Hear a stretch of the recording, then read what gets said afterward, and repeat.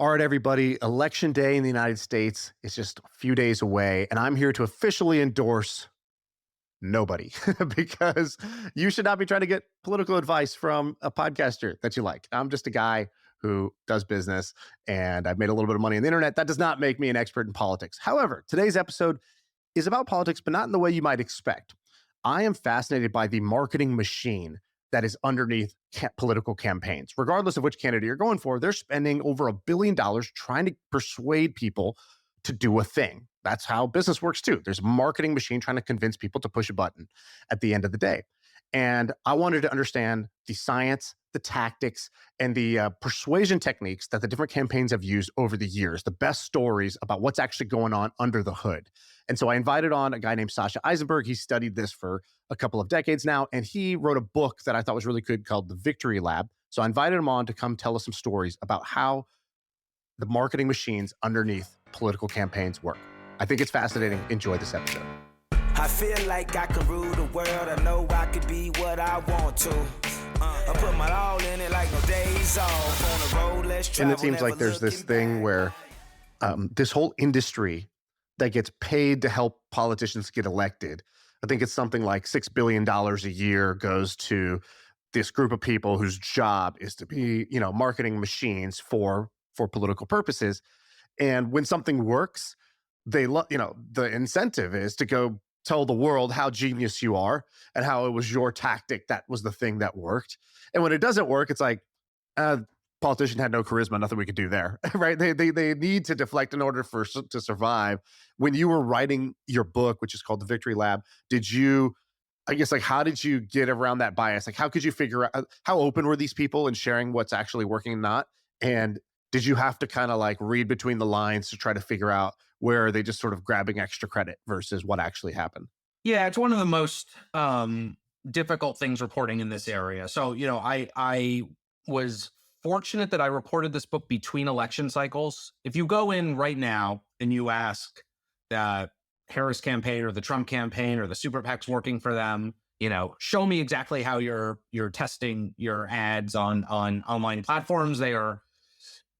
Maybe they will tell you some stuff. They very selectively will leak out stuff if they think it'll help them raise money, usually. So you'll read a story in Wired, one story in Wired that's like inside Kamala Harris's ad testing machine, and details are very carefully selected over the course of, during the campaign to give out to one piece that then they can send out when she goes to do a fundraising tour in Palo Alto, that can convince, a bunch of tech executives that she's running a smart campaign. So during a campaign, though, it's very difficult to get real details on what they're doing. They don't want to, the value of impressing their donors is up against not wanting to, give away anything to the competition. Right. But after Election Day, the campaign basically ceases to exist. So everybody is on to another job. A lot of them are, looking for work or return to their consulting firms or starting new firms, develop some trick or tool during the campaign. Isn't there like some conference where they all go to, like some beach resort area where they go and they all get drunk and start talking? Yeah, I mean, so there's like a post-election sort of conference circuit where Democrats and Republicans come together to kind of trade notes, but they need to launch a business. I mean, it's basically like every 2 years there's a new sort of window for startups, and especially every 4 years. And so there's a window where they go from being afraid that they will get fired if they talk to a reporter, because if you are caught leaking even the most minor thing inside a campaign that is, immediately fireable offense, because they don't want anybody but the spokesman or the candidate talking for them. And then 2 days later, they are trying to figure out what they're going to do with the rest of everybody in the campaign is. And so they're starting to take credit for everything they did. So, I remember in 2012, you had this, the Obama analytics department, which is really pioneering out that they had like 54 people in this analytics department, which at the time was huge. They called it the cave. And these guys, I was reporting throughout the year for Slate at that point, and was able to eke out bits of news over the course of the campaign through really judicious reporting. And I would hear stories about the campaign manager summoning people on the analytics department into his office to say, did you talk to Sasha? Because, there was some inquest to find that like it was pretty sad. And then the day after, a whole bunch of them basically were getting Eric Schmidt to launch a firm for them, and were out giving interviews to everybody who wanted and taking credit for a whole bunch of things that probably were not theirs alone to take credit for. And the issue with that campaign is it has a binary outcome, right? One candidate wins and the other one loses.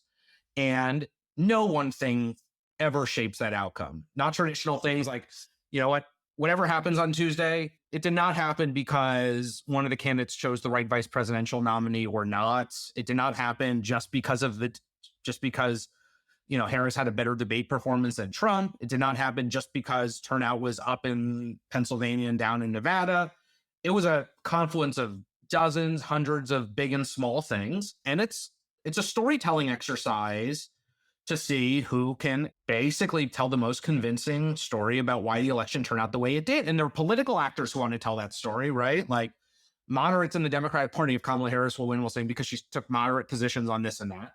But there are people who, from a sort of technical, tactical perspective, will want to say it's because the TV ads were really persuasive, or it's because our social media strategy was so good. And you need a good bullshit meter, and and the best way to do that is just really be alert to everybody's incentives for telling certain types of stories, and be skeptical of the times where people have a real, obviously transparent agenda. Right.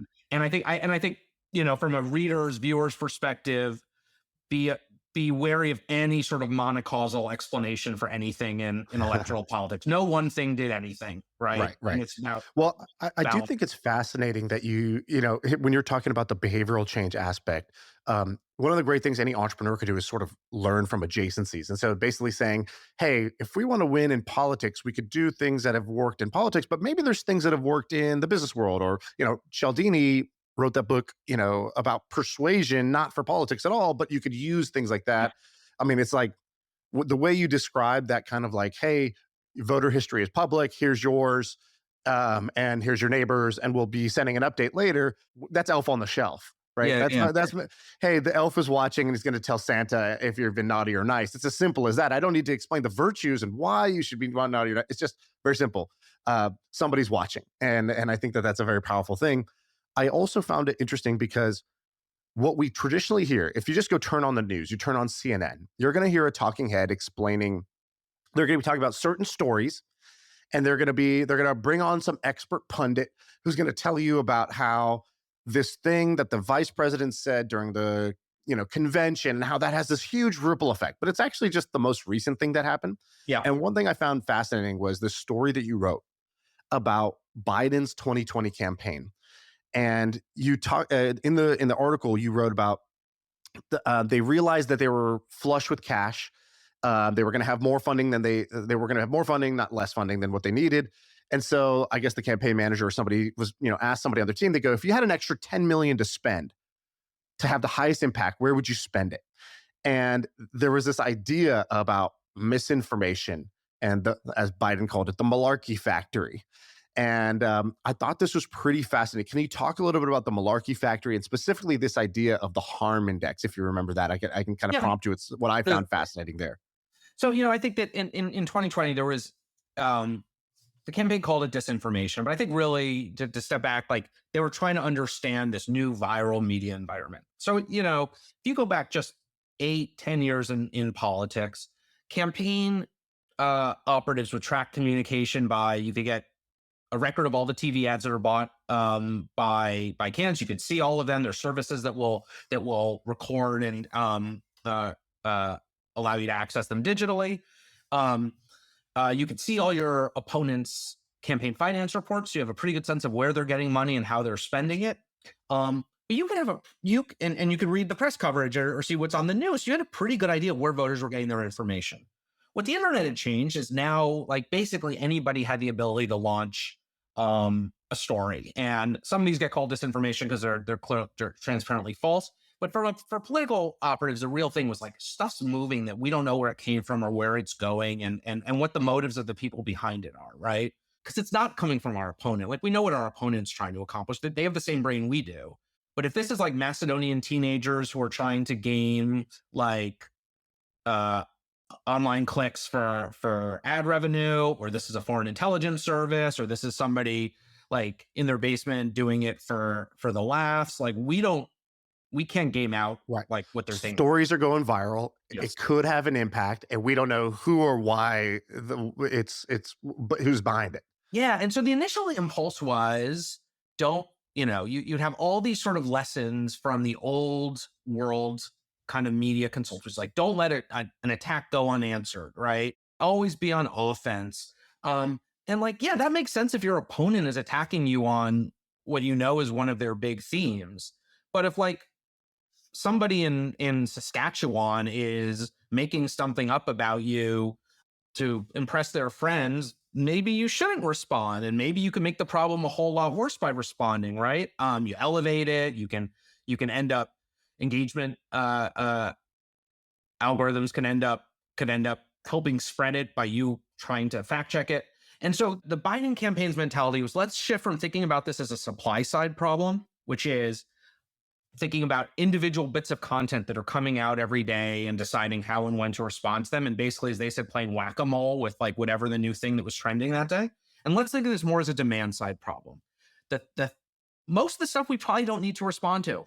It's not actually going to change voters' opinions.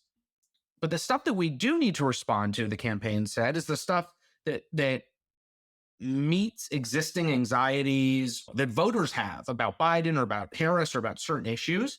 And so let's preemptively try to understand which viral narratives would be most damaging to the campaign, would do the most harm, so that when they pop up on a given day, we have a framework for not overreacting or reacting to the wrong one. So this was the harm index. That was the idea there. Yeah, that's what we ended up with this big survey over the course of the summer of 2020, and they took a lot of storylines, some based in truth and a lot based in some version of lies that targeted the ticket. So they, and they would ask voters basically like 3 questions. 1, are you familiar with this? 2, do you think it's true? And 3, would it make you less likely to vote for Joe Biden? That's very simple, right? Three questions, and they're doing this in person. This is online. How did they get this out? This was online. This was online panel testing, I think, that they did. And they would just show them a headline, right? They'd be like, Hunter Biden's laptop, blah, blah, blah. Biden corruption, right? So yes. So the Hunter Biden corruption stuff, this was before the laptop, I think, but Trump had already been impeached about trying to draw attention to his Ukraine ties. A lot of people said that they were familiar with this Hunter Biden stuff. Not that many people said that it would actually make them less likely to vote for Joe Biden. And then they did focus groups, and it came out that people did not think that Biden was fundamentally driven by his personal financial gain. And so they might have thought they might have been familiar with it. They might have even thought that there was some truth to it, but it didn't really change the way that they thought about Biden on a core issue. However, the stuff related to his age and his mental infirmity, that stuff, obviously a lot of people knew about it. And at the same time, though, a lot of persuadable voters said it would make them less likely to vote for Biden. And the focus groups revealed that it wasn't that they were actually, this wasn't news to the campaign that Biden had an age problem in 2020. And the way that the communication staff on the campaign had dealt with this thus far was they would set up like photo ops of him bicycling, or like tell him to jog up the stairs to his plane. Right.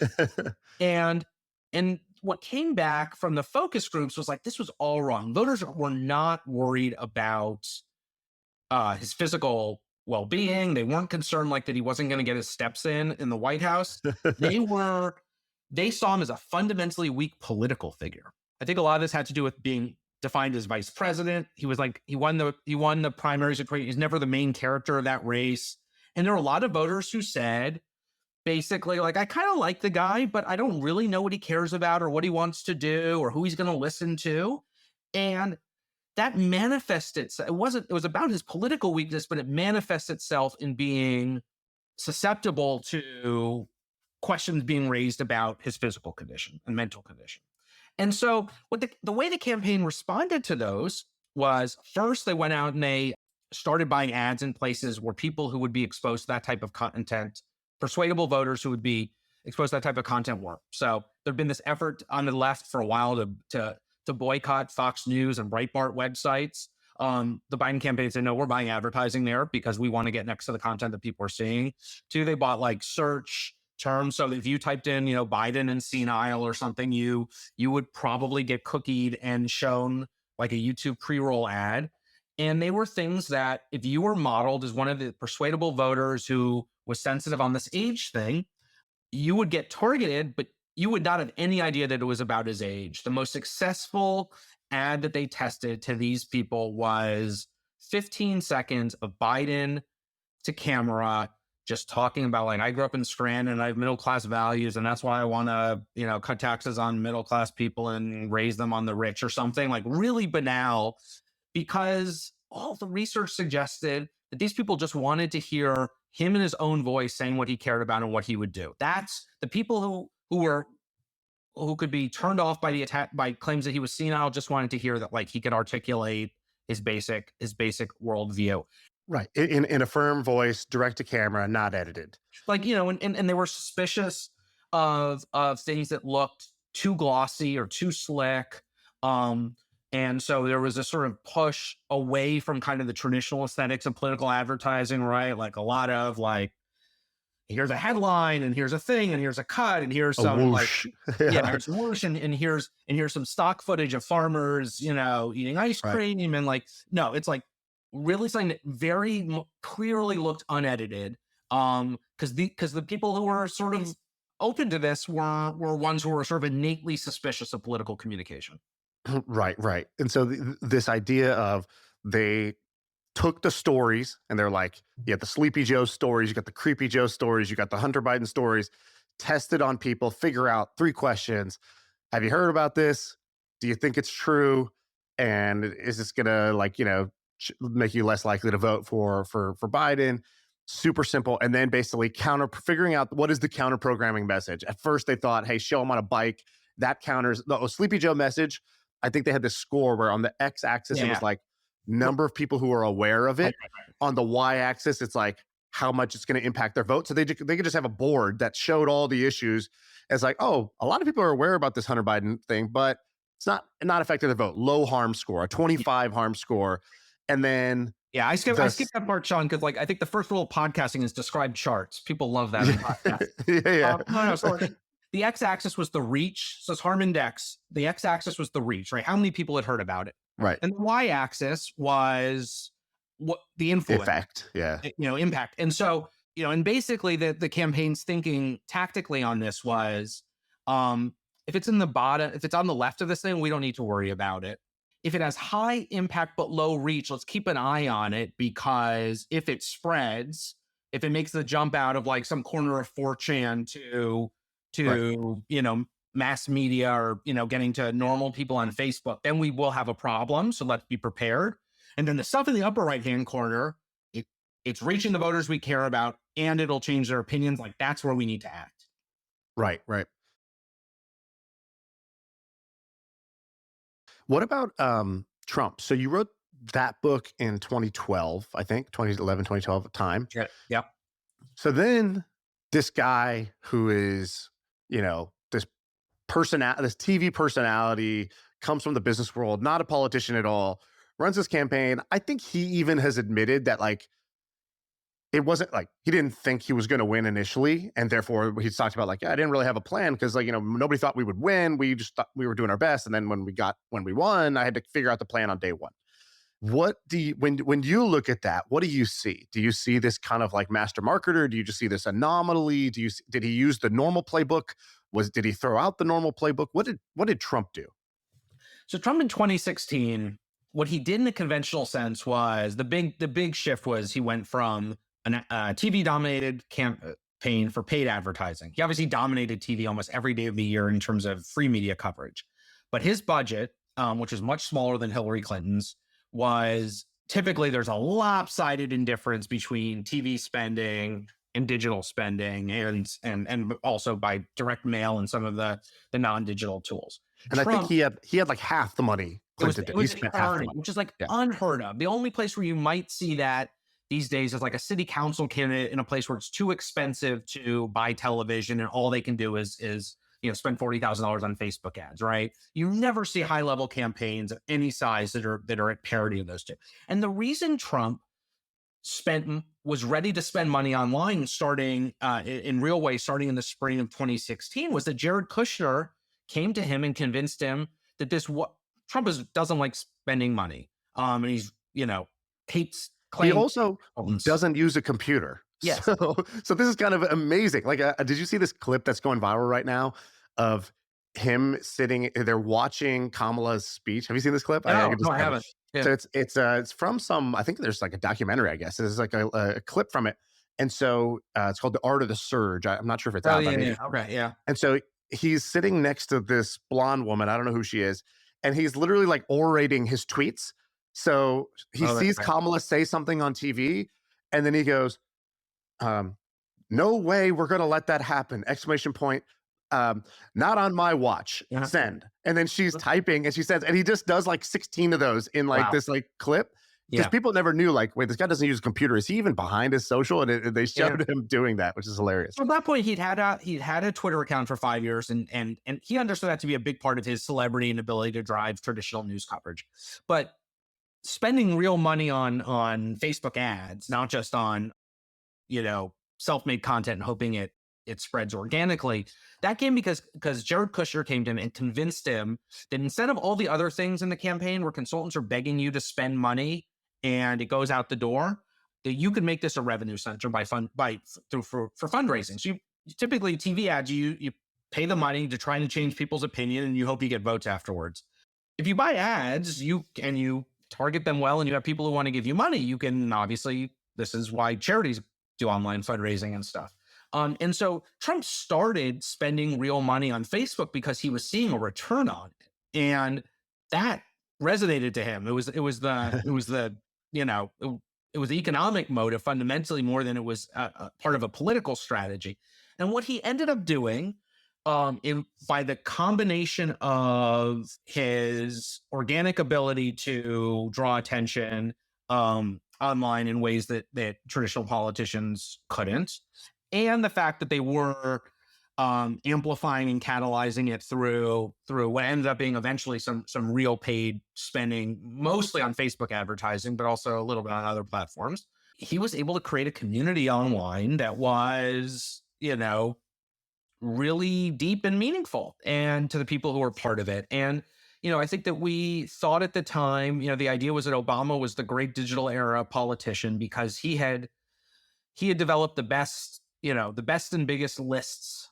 That was the measure. In 2016, the measure of a successful online politician was how many signups, how many email addresses do you have, how many people have given you their cell phone number and opted into letting you text them, how many people followed you on platforms. And that basically was supporters that you can now communicate with for free, right? That's all that represents is you no longer have to pay to advertise to them. They have given you the information and authorization to talk to them. But what did Obama do with that? These tens of millions of supporters who had chosen to sign on in some way. Well, he basically asked them to give money and occasionally to volunteer or take some action. But it was very transactional. It was very one-sided. And what we realized in retrospect, and that was true of basically every politician in the United States till Trump came along. And what Trump did, mostly by instinct, not by any strategy or I think great abstract conception of like how to communicate digitally, because he gets it in a animalistic way, was that you should engage like a poster does, right? And that means Obama never like amplified his retweeted or shared his supporters' content. Why? Because if you're the Obama campaign in 2012, you spent hundreds of millions of dollars on opinion research, polling, focus groups, other qualitative research, testing your ads and your mail. You have come down at that point. You have come to the syllable on what you want to say, on which issues, when, to whom, how.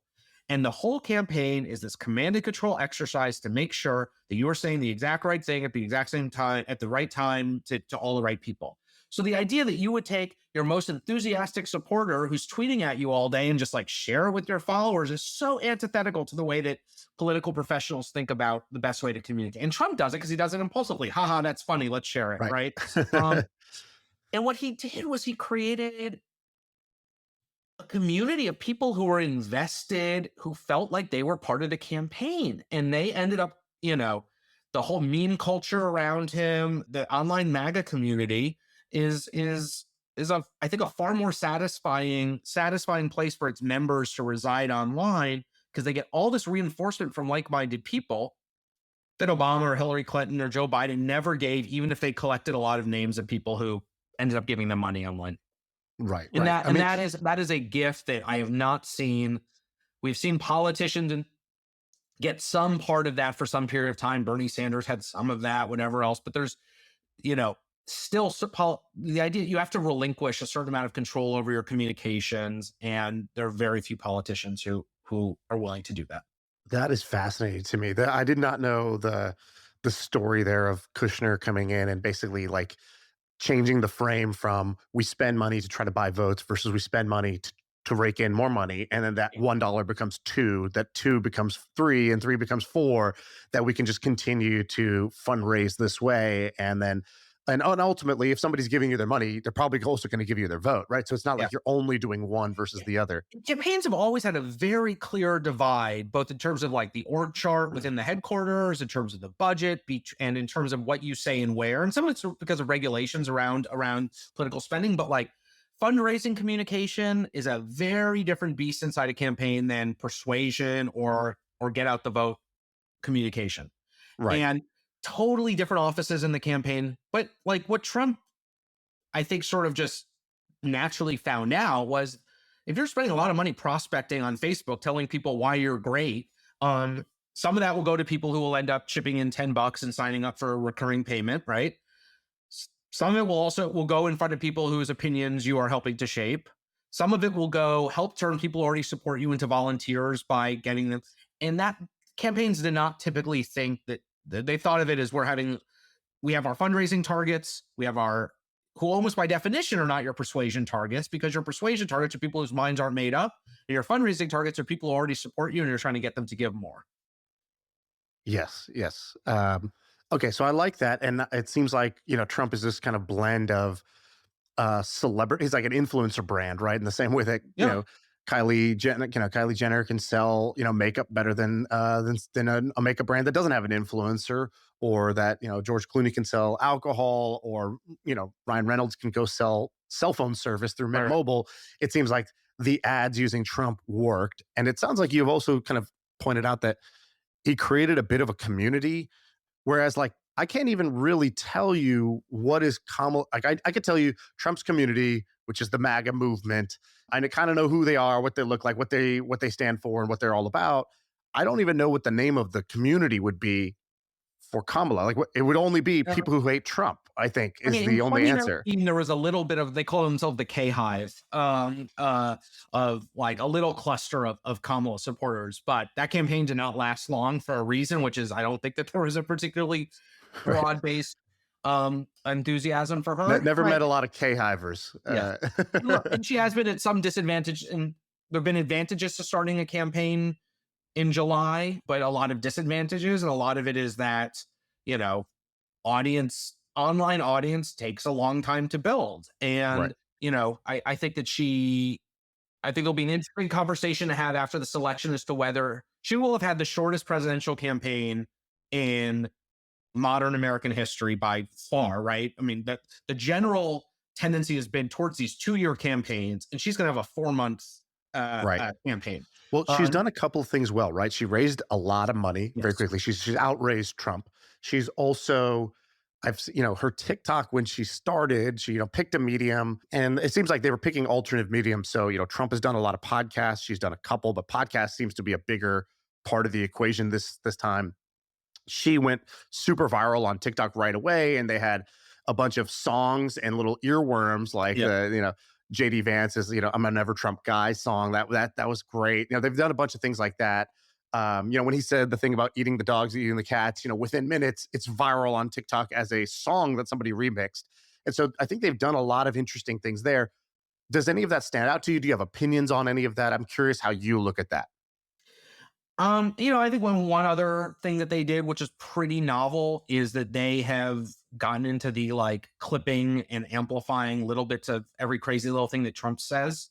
I mean, there was this school of thought among Democrats. It was pretty prevailing, I think, for most of Trump's, which is don't give him oxygen, don't give him exposure. You're only feeding the whatever. And they would scold journalists who are like, why are you taking his speeches live? And why are you guys sharing clips of everything he says? And now go to the Kamala HQ account and it will be, it's like those guys, you know, the Media Matters guys or whatever else who are just clipping like all these wild things that go on Fox News. Just these 7 seconds. He said that, you know, you can electrocute yourself with a car on the moon or something. And like, look at this crazy old guy. And that's a very different mentality about how to go at Trump in particular than Democrats had. And so, you know, I think that they feel like the digital team in the campaign, which is basically inherited entirely from the Biden campaign, they feel a little unshackled. They have much more to work with. I think that there was, you know, obviously they have a candidate who's more dynamic and closer to pop culture. They have more celebrities who are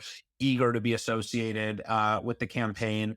They also, you know, I think that there was a sense that Biden so emphasized like the dignity of the office and Trump is beneath this, that there was a sense of like, let's not get down in the mud and play Trump's game. And I think that there's a real freedom to do kind of name calling and stuff that the Biden people would have thought is sort of pettier than their brand, Right. you know. And so yeah, I think that they've been far more willing to mix it up in online. I do think though this is an area where she probably, you know, and engage with influencers and such. But if she'd had an extra year to cultivate those relationships online, some of that would be showing fruit now in a way that they've just been, you know, scrambling to. I mean, they were doing things in August that campaigns are usually doing the previous March, like, you know, designing a logo, right? I mean, like really like day one type things. You've studied and covered elections for like more than 15 years, I think. Who do you think is running the better campaign right now? Not who's going to win, but who's running a Yeah. better campaign? I thought Trump for most of the year was running as good a campaign as he could run. Now I start to see a real mismatch between what they claim is their strategy and the organization that they have been building for it, which is, you know, in short, so much of the Trump plan seems to be based on mobilizing young men, especially young men of color. And there's reasons in polling to suggest that there's real room for him to gain in a way that few Republicans have there.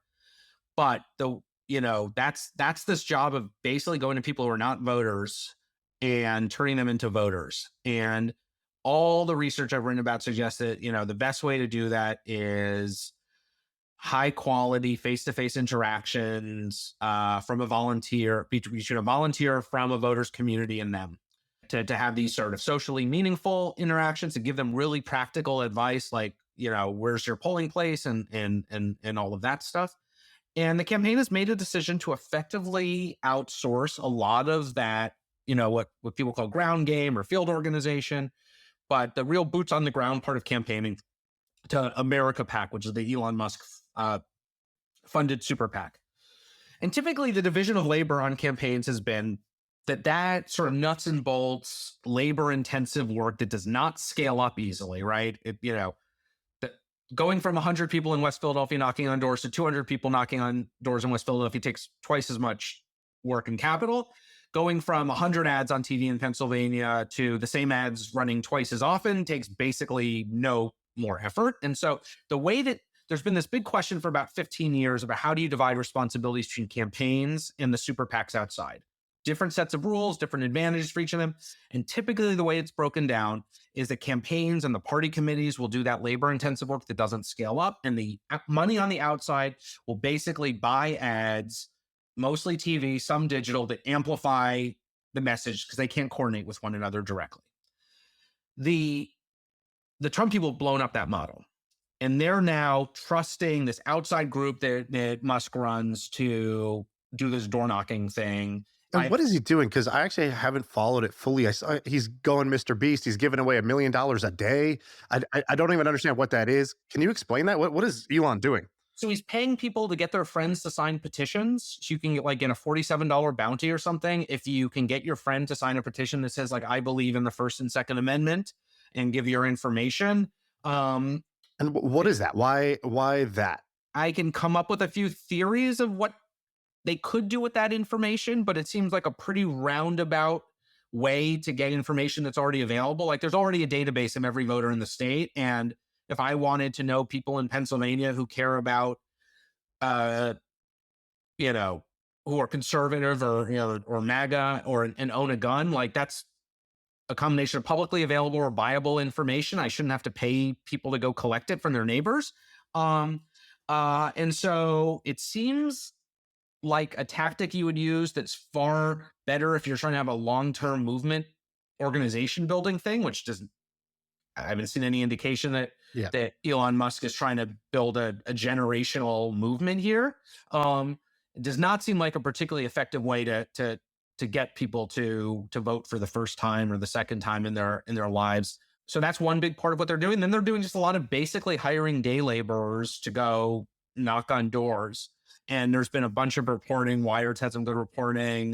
Daily Beast, I think, on it's like it is in any industry, hiring people off the street and paying them by the hour or per contact leads to a lot of bad work, and you have a lot of really poor incentives for people to either be inefficient or give you bad data if you're paying them per complete. So I've sort of shifted my view on the competence of the Trump organization over the course of a year, because it seems like they haven't aligned their strategy with their tactics and organization. And I think Kamala Harris is running a far more traditional Democratic campaign, and there's a kind of more sensible logic to it, even if she's made a few mistakes along the way.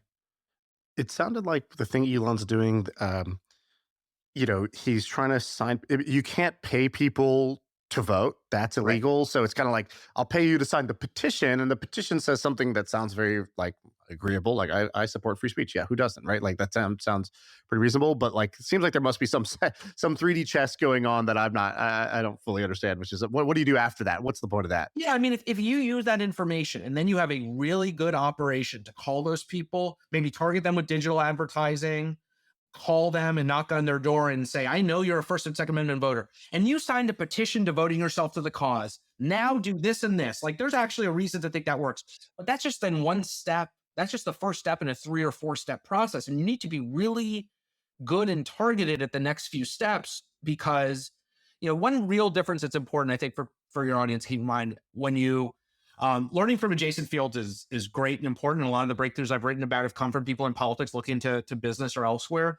But there are some really important differences between business marketing and political marketing. And one of them is that the cost of mistargeting or of a false positive in your modeling is really high in politics, right? So if you have a consumer product and you're Coke, and you put a Coke ad in front of somebody who's on a diet or doesn't like sugar, has diabetes or like whatever, okay, you wasted 10 cents for that person. Big deal.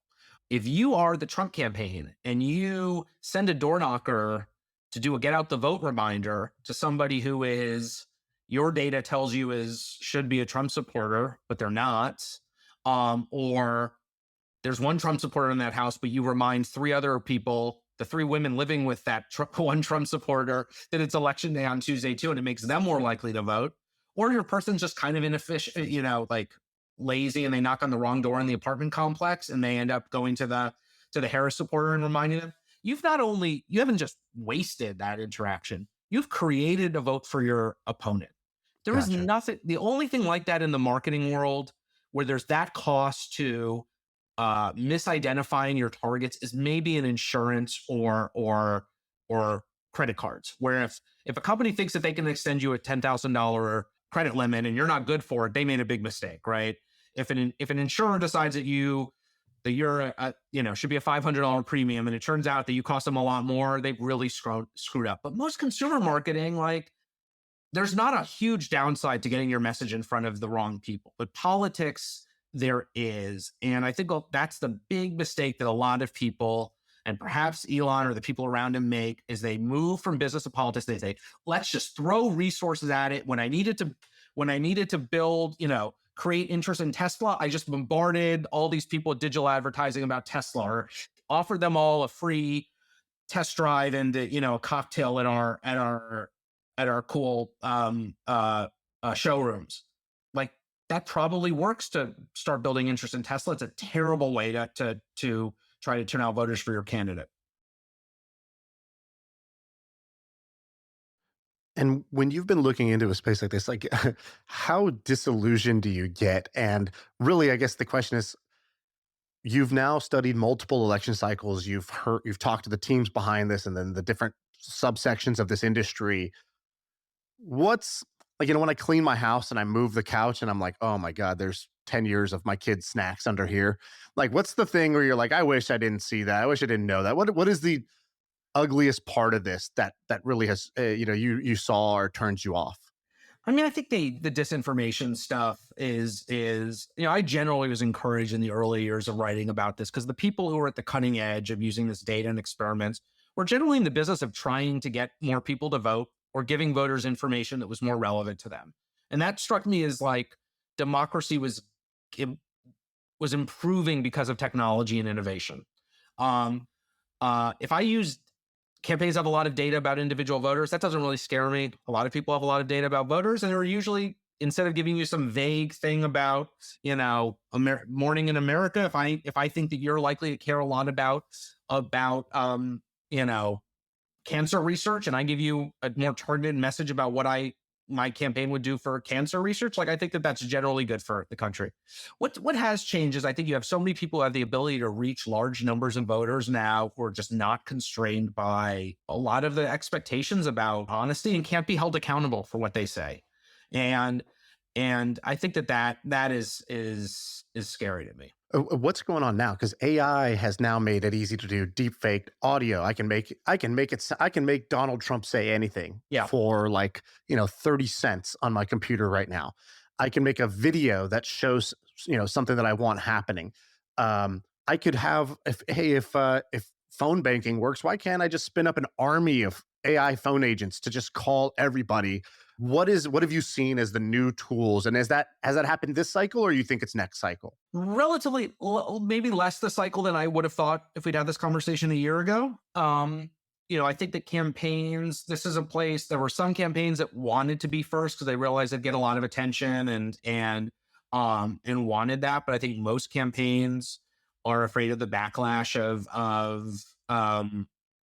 being associated with AI, even for not necessarily even for manipulation, but just like, on non-live callers. And so I think that there's a hurdle that campaigns have from a kind of brand image perspective about being associated with new or potentially sort of invasive feeling technologies. And so there's been less of that. Where people are using AI the most in this campaign is like, sort of the same way we all might use it, which is like brainstorming first drafts of fundraising emails. Like most fundraising emails, they need to come up with new ones every day to send to people. Right. They'll basically use the same types of themes and messages. You're probably going to A/B test them anyway. So instead of having a bunch of 23-year-olds who just graduated from liberal arts colleges, like typing out your first drafts and trying to see whether the one that scares people into thinking you're losing is going to do better than the one that has like J-Lo's signature under it, why not have the machine come up with 10 different J-Lo ones and test those? And that's, I think, like probably the most we're seeing AI or automation being used in this campaign. But I think obviously that'll change over the next few years. Right. Why is Kamala doing like a Fortnite map? They just released they're basically like advertising in video games, which I think others have done in the past, but I mean, those people aren't even old enough to vote. I think the average Fortnite player. What's the psychology around that? So it starts from the position of having more money than they know what to do with. And there being an unusual scarcity issue for political marketers, which is like you have one day by which all your sales have to be completed. I don't think there's another industry. I mean, there's seasonal industries, I guess. Like a July 4th fireworks store. Yeah, exactly. Right. So like Halloween stores probably make some interesting pricing decisions on November 1st, right? So one thing is that they like have a lot of money they have to get out the door. And all of the TV is bought up in, we're down to 7 battleground states. The TV markets are saturated. There's a point at which you can no longer send out new direct mail.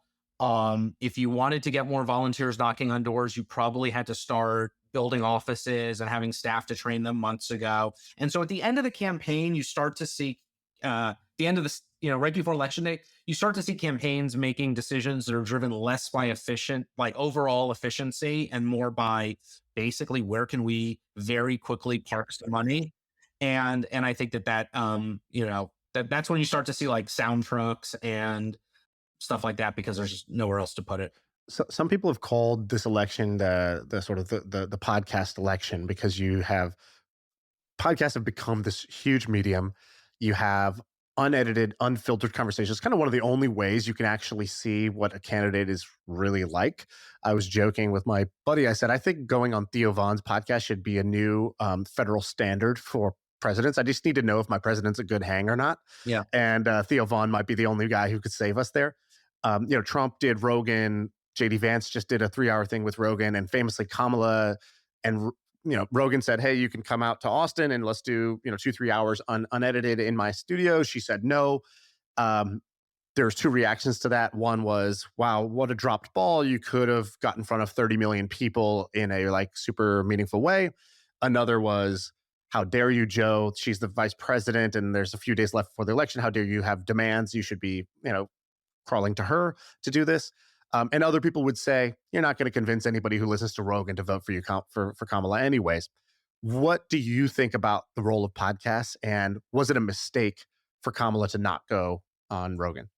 I think that her campaign was slow to put her out in a lot of different venues. There's that week where she did call Her Daddy and the View, and it was like, oh, and then maybe she did Colbert or Kimmel or something. It was like, oh, she's doing media now. And right. Part of what was shocking about that was that she was doing so little of it early on. And like, again, they had to build a campaign from scratch really quickly at an inopportune point. She had to pick a VP. She had to get ready for, a nomination speech, debates, all this stuff that she did not expect she was going to have to do a few weeks earlier. So, but also, one of the advantages that Democrats had in dumping Biden from the ticket and getting her was you had somebody who, first of all, just had more energy.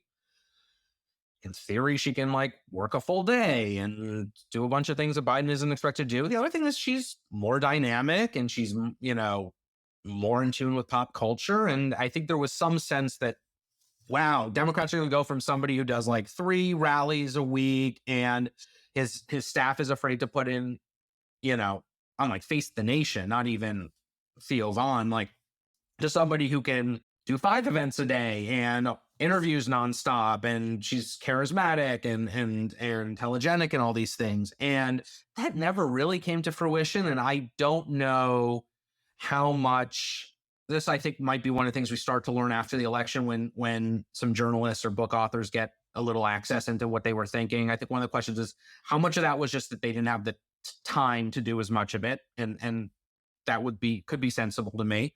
Or was it that the staff was fundamentally afraid that the downside of going into an unstructured 2 hours with Joe Rogan offsets the upside of getting in front of that audience? Can you give me a couple minutes on your new book? So you got this new book out. What's the premise? And then can you give me maybe one of the juicy findings or learnings or stories that you had from it? Yeah, so it's about this sort of new era. We've bounced in and out of this, but the new asymmetry that's created when in this digital environment where campaigns realize that their opposition is not their opponent. It's not another candidate or party. It could be, the Foreign Intelligence Service or somebody who's, attacking you for shits and giggles or who knows what. And how sort of what the search for a playbook for learning how to communicate in that environment, because it blows up so many of the expectations about campaign strategies. And I write a bit about that Biden example in there, which I think was really a really important shift in starting to think about the recipients of disinformation more than the producers of disinformation, which has been, I think, a big mistake that not just campaigns, but people in the media make in trying to understand what impact something will have. But I also wrote about a really interesting group called We Defend Truth that it's a progressive group that has been trying to fight basically conspiracy theories around the 2020 election, around COVID vaccines, they basically have gone out and hired some of the more successful like GIF and meme makers online. You know, a guy who had like the most likes on Imgur and stuff. And their theory of the case is that you need to be engaging in the vernacular of the internet. Meme warfare. You have to fight memes with memes. You have to fight memes with you need to be communicating in the way that online audiences expect to be communicated to, which means be coarse and be funny and, you know, be kind of in the pop culture conversation. Do not feel like political communication. Do not feel like marketing. And you know, I quote one of their the sort of head guy there. He says, like, you need to earn the right to communicate with people, and to do that, you have to usually entertain or inform them first. And I think it's a really interesting way of starting to think about how traditional political communication has to fundamentally rethink itself from the one-way broadcast dynamic that a lot of the modern thinking about campaigning was shaped into, the kind of, you know, two-way or multilinear sort of environment that of social media. It reminds me of like when you had TV and movies were like the dominant video like media. And if you were making a TV show, you could afford to spend the first few minutes. If you watch the first couple minutes of a TV show, it'll be like the scene starts in New York. A guy's walking. We don't know who he is or what he's doing. And then there's like this harmless scene. And then it finally, like, you get to the characters and the story. If you ever watch a TikTok or a YouTube video, like in the first 5 seconds, they're doing something to tell you, do not click away, stay on this video. You got to watch this video. Yeah, like I hang out with Mr. Beast and he's like, he could recite to me the first 40 seconds of script from a video he did 3 years ago because he drilled it so many times and every word was chosen of like, I cannot like leave this first minute up for grabs. Right. And what he talks about, because I asked him, I said, you know, do you ever look at TV and what you could learn from them? And he goes, yeah, but what they could learn from us. I mean, he's like, dude, TV would never survive on YouTube. Yeah, right? yeah. He's like, people would click away. It'd have terrible retention rates, terrible click-through rates. They couldn't survive in our world. And so similarly, what you're talking about is in the old world where it's my message versus the other candidate's message. And it's just those two. It's a 1v1. You know, there's one playbook. And now you're saying you're just playing the field. There's the field of the internet where there's stories and information coming from all kinds of different people with all levels of accuracy and different levels of impact. How are you going to respond to not a 1v1, but sort of you versus the entire field of content that's out there right now? And what's your playbook to win there? Yeah, absolutely. And I think we're only now starting to get, you know, people have campaigns having a more instinctual understanding. It used to be so much of online campaigning, you know, in the 2000s, 2010, was basically, let's take things we're already doing offline and figure out how to move them online, right? Okay, so we know how to make 30-second videos and put them on TV. Let's just turn them into, you know, maybe we have to go from horizontal to vertical or whatever, but let's just figure out how to get them onto social media platforms. Can we do something online that can we basically take our direct mail program out of the USPS and put it into email? And now I think we're starting to get people in politics. Some of it's a generational shift. Some of it's Democrats realizing how poorly they've been outfoxed online during the Trump era, to start like, we need to really step back and rethink some of these foundational questions of how and why you communicate to certain people. I want to leave with one last question, which is, what do you think is the most mispriced or misunderstood opportunity in elections? Meaning, if somebody hired you and they're like, all right, you're our consultant,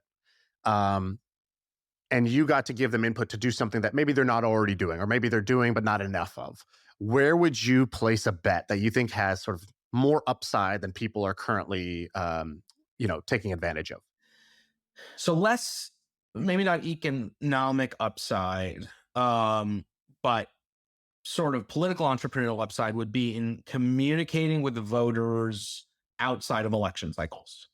And, you know, I think there's a great example now, like the best, I think if Trump wins this election, we're going to look back and say, arguably his best period was a period in 2021, 2022, when he was largely out of the news.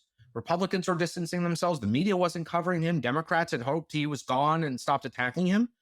And he was able to start to build up some sense of nostalgia for the Trump years. A lot of it, like, not based in a real understanding of what 2020 was like when he was president, but distance helped him. And if Democrats had kept like a foot on his neck through advertising, reminding people, yes, the reason, wherever unemployment was and inflation were in 2021 was because of the guy who was just there, reminding people about some of the COVID dynamics, but like they pulled away from him at just the moment that they could have continued to define him. And I think there are a lot of reasons for that. Political money disappears out of cycle. You only get the surge of interest in cycle, but there's people starting to talk about party-based branding, right? So like so much of our political communication, paid TV ads are almost entirely about candidates. And yet, like when we started this conversation was that basically 45% of the country are Democrats and 45% are Republicans, and they'll always vote for their party. And yet no political advertising is spent branding the parties.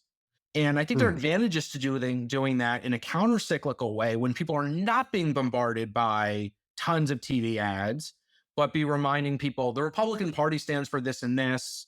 Here's how the Democrats screwed up last time, or vice versa, and try to think about not just winning votes in an election, but sort of long-term audience building for a party. I like it. Maybe you could also be one of these political consultant shops that are making bank. What is the business that stunned you with how much it makes in this sort of election marketing business? Is there any, whether it's a polling company or a research company, that like, is there any like multi-$100 million companies out there that do this? The business model that's still most astounding is media buyers who get paid a commission off of the ads they place when percent of ad spend. Percent of ad spend. And digital advertising is more labor intensive for them, but buying TV is, there are only so many stations in Wisconsin that you can put ads on, and it doesn't take any more work to double the buy, and they get paid a commission off of it. And they're that's and it's been that way for decades. And is there one like dominant ad buyer that like no, is I mean known there are a best? handful in each party, but and they're probably having revenue in the, some of them also make ads, and so they're part of a bigger media business. They're probably on the high end in $100 million revenue range. So we're not talking about, huge companies, but it really does not require at this point a lot of savvy or labor. So ad buyers one. Give me one more. Is there any other cool business that maybe it's like a one-man shop that makes $10 million a year just doing a specific thing, or is there any other interesting business niche that you just stumbled into? There's still some interesting stuff to be done with data and modeling, especially, there are a lot of sort of boutique firms that will do campaign-specific modeling. But what's happening now is that the things that presidential campaigns were able to do, only presidential campaigns were able to do maybe 12 years ago, now somebody running for county executive can use. And I'm not sure that this is more an opportunity than people who've mastered it, but I think that there are probably opportunities to figure out how to package and translate that for small scale campaigns that do not have professionals always working on them. The person running for state rep in your neighborhood, her brother might be like de facto campaign manager and whatever else. And often the delta between what a sort of engaged layperson trying to run a campaign can do and the sophistication of the tools and data available is just too much to bridge, and they don't do it. But there probably is a way to price those and create tools that are more accessible. That's where I think that's a place that if people were looking to try to get into the sort of tech end of the political business, there's probably some opportunity.